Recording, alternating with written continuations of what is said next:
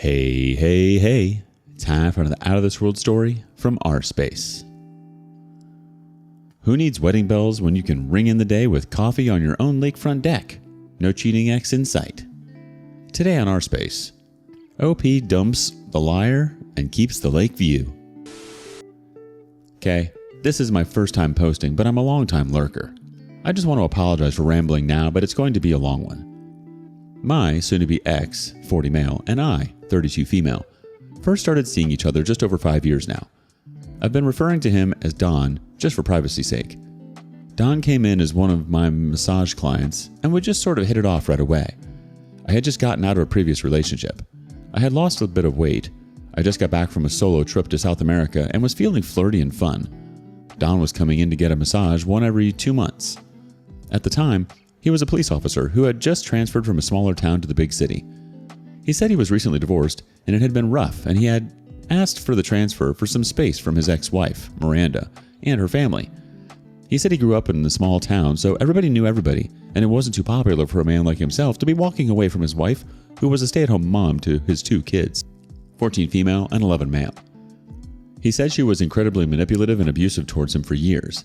They had been together since they were 14, and it was a bit taboo for a man to be talking about how his wife was abusing him, so nobody had really believed him, and his parents were shaming him a bit for abandoning her. Anyways, he was in rough shape, and we had bonded over our recently failed relationships because I, too, was in a pretty manipulative and emotionally abusive relationship. On the 3rd appointment, he built up the nerve to ask me out to this botanical garden just outside of the city. He ended up picking me up at my place in his ghost car, police cruiser, and he was showing off and trying to be cute by putting the lights on, and we'd speed through the streets and down the highways until we got to the gardens. It was thrilling and hot at the time, I will admit. Anyways, we ended up having a really good time, and he asked me out on another date. We went on a few more dates after that in the span of 2 months. And at the end of those 2 months, I don't hear from him for a while. I'm just thinking he lost interest, so I just go on my merry way. Then, another month goes by and he calls me up and apologizes for not getting to me sooner, and he feels terrible and tells me he has to tell me something. And I say, oh, here we go. Here in my mind, I'm thinking he's just going to tell me being in a relationship so soon isn't going well for him, and he jumped in too soon and all of that BS.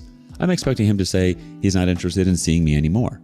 Well, I agree to see him, and he picks me up and takes me to this coffee shop by my house and drops this bomb that he's still married. I say, why did you lie? He said he's in a bad relationship. Everything he said about her being abusive is true. I just haven't actually moved out of the house yet because I'm too afraid and I don't want to lose my kids. Well, I get up to leave and he begs me to stay, and he says he's sorry for lying, but he just hasn't ever felt this way before for someone blah blah blah. So I entertain him and I stay and hear him out, and I feel ashamed to say this, but I actually believed everything he was telling me at the time because I had experienced such bad emotional abuse from my previous boyfriend that he just left me in a really bad place. I could empathize with everything he was saying because I had experience in it too. Anyways, blah blah, I ended up staying with him, but I said only if he moves out of the house he's in, because he was obviously still living with his wife at the time, and he starts the separation process. Okay, Don agrees. Within the same week, he tells his wife he's leaving her. He takes his trailer and parks it at a buddy's property. Long story short here, they go through the separation process. Where I'm from, you have to be separated for at least a year in order to start the divorce process. So within that year, Don goes from staying in his parked trailer, and then winter comes and he moves in with me. His daughter goes no contact with him, and he doesn't tell his friends or family about me because he doesn't want anybody catching on to the fact that he was still married when we started dating. Anyways, fast forward a year and he files for divorce, but she has a fit and claims that she's scared of him and what he's capable of, and something along the lines of she's scared of what he'll do to himself. She files a restraining order against him so he can't see his kids or go by the house. And because he's a police officer, there's an investigation, and they take his gun away and has to work behind a desk for some time before the investigation is complete. His daughter is still no contact with him too. By now his mom and dad, a few friends, and his ex and kids know that he's seeing me, but they think we've just been seeing each other for a few months. Fast forward about 6 months, and the restraining order is lifted, and the investigation is complete, and he's back to active duty.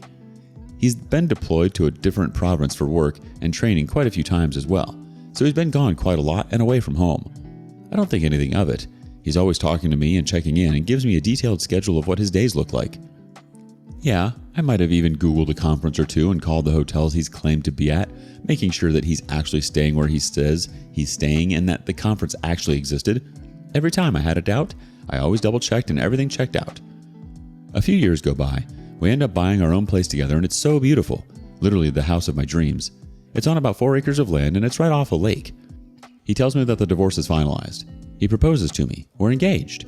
His son comes over every second weekend and spends the weekend with us. Everything feels good. We're happy. Well, I go to start planning a wedding and book appointments to see venues, but he becomes distant and uninterested. He keeps saying there's no rush. There's no rush. And I say I know there's not, but I just want to go and see so we can start making some goals, so we know what we want when the time comes. Or just get little bits done here and there. He obliges, but when we go to see the venues and people are asking when we're thinking of getting married, we can't give them an answer.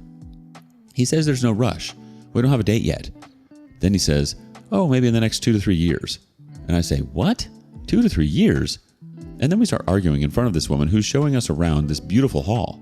She sort of gets the hint that I want to speak to Don privately and ends up giving us some space. By this point, I'm so embarrassed. I'm like, what do you mean by 2 to 3 years? And Don said, I don't want to rush into things after just getting divorced. It looks bad. And I'm like, well, why did you propose to me? And he said, because I love you. I said, then what are you waiting for?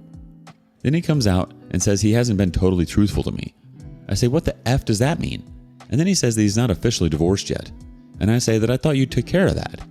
He says there was something wrong with the paperwork and she didn't sign it. And I said, so you're technically still married and yet you proposed to me? And he said, well, I proposed because I signed the papers and sent them off to my lawyer thinking that she wouldn't have a problem with them and sign them. She's just being a witch about it and is giving me a hard time because she doesn't want me to be happy. I call BS and I say this engagement is called off. And he says, whoa, wait. He said, I still want to be with you. I want to marry you. And I'm like, I don't want to marry someone who's lying to me. I said, you've lied to me before, and I thought we were over that. Anyway, long story short, I ended up telling him to pack his things and stay at a buddy's place for a while until I go over some things. He's gone for 2 weeks, and in that time, we do some talking. And he said he didn't want to tell me because he didn't want me to leave him, and he's so sorry. And it's not that he doesn't want to be with me. He said he's just afraid of confrontation. He says all of these things, and he's like, let's go to counseling together. I'm serious about this. I'm serious about you, blah, blah, blah. I don't know why I didn't just call it off at this point, but dumb me agreed to couples counseling, but I still call off the engagement until he's officially divorced. He moves back in, and we go to counseling and private therapy. 8 months go by, and he is officially divorced. I see it for myself. The next day, we go camping to celebrate, and he takes me up into some hills, through this path and down by a waterfall where he proposes. Again. Stupid me says yes. But at this point, I feel like we've made some progress in our relationship. His daughter has also started talking to him again, so we're feeling pretty relieved. I chalk up his weird behavior and off days before that to the fact that his daughter hasn't been talking to him, and they were pretty close before he separated from his Miranda. Well, in this time, he's been deployed a few more times and has been away from home for weeks at a time. I started running my own clinic, and it's been crazy hectic. I've been distracted with that. One time he comes home from deployment, he tells me he has to take a colleague of his out of province because he can't drive on the medication he's on. I say, why can't he take a bus or a plane? And he says that the guy has a fear of flying and doesn't want to pass out on the bus with the meds he's on. Well, my gut's telling me something's off, and I try to tell him that I don't want him going, and it's a back and forth. But he says that since he's his superior, he feels like he can't say no. So I'm like, okay, I guess. So he leaves on a Sunday, and he's back on a Tuesday. Then when he's back, he's sort of distant, and I see him on his phone outside while he's doing yard work, and he's smiling and laughing, and whatever. And when I ask who he was talking to, he says it's the colleague of his who he drove out of province. Okay. Then about 2 weeks go by, and it's my cousin's wedding, and we're at the reception.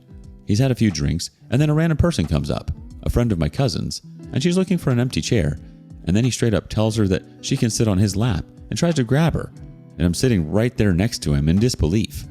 My other cousin looks at me and she's like, what the F? And she sort of tries to pretend it didn't just happen. And the chick he told to sit on his lap sort of just laughs awkwardly and walk away. Then I go to the washroom and I'm completely pissed off. And by the time I come back, he's dancing with some other woman. And I see my brother there and ask him to drive me home. While I'm home, I go to his iPad because I'm curious if he's connected his messages to his iPad. Sure as heck, there they are. It's under some fake name, Mark. And there's flirting back and forth, sexting, nude pics and videos exchanged. You name it. And the days he said he had to drive a colleague, you guessed it, that colleague was in fact Mark, who is in fact a woman with blonde hair, pixie cut, who I'll call Liz.